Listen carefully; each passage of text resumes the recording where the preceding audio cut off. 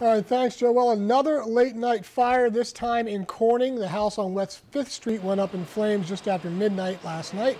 The Corning fire chief says no one was at home at the time because the home was being renovated. No word yet on a cause.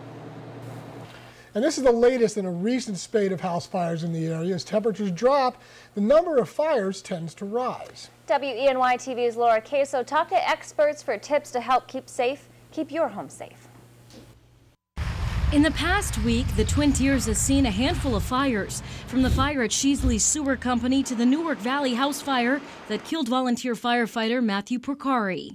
You know, people call us, heroes by the way we die, and I think it's more of how they lived prior to that.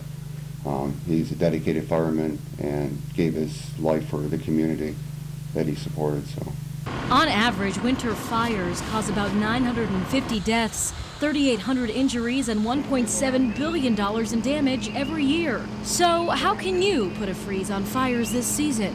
Just be a little bit more diligent in safety and looking for things that may be a problem. And the problem could be the heater in your home. That means wood stoves, fireplaces, and space heaters. Portable heating units should only be used while occupied in the room and keep it not in a common path of travel so that they couldn't be knocked over by children or pets. They do require you to pay attention to them. Most of them have an anti-tip over device in them. That's one of the things you should look at. If it tips over, it'll shut off automatically. This is a space heater. It's actually something we use to heat part of our newsroom. But it's really important to keep them away from blankets, clothing, or anything flammable.